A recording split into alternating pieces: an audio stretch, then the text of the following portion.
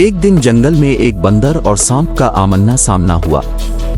बंदर अपनी फुर्ती और शरारतों के लिए मशहूर था, जबकि सांप खामोशी और जहर के लिए जाना जाता था।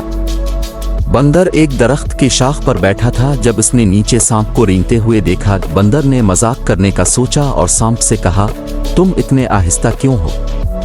क्या तुम मेरे जैसा तेज नहीं हो सकते? सांप ने मुस्कुराते हुए कहा, हर किसी की अपनी सलाहियत होती है।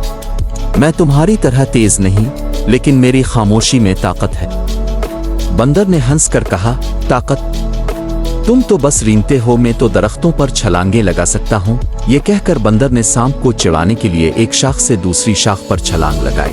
अचानक बंदर का पांव फिसल गया और वो नीचे गिरने लगा। सांप ने फौरन हरकत की और अपने जिस्म को फैलाकर बंदर को गिरने से बचा लिया।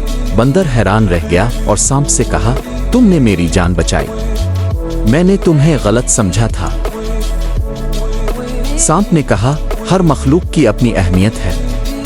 ताकत हमेशा जाहिर नहीं होती, बल्कि कभी कभी खामोशी में भी छुपी होती है। बंदर ने सर झुकाकर सांप का शुक्रिया अदा किया और दोनों दोस्त बन गए।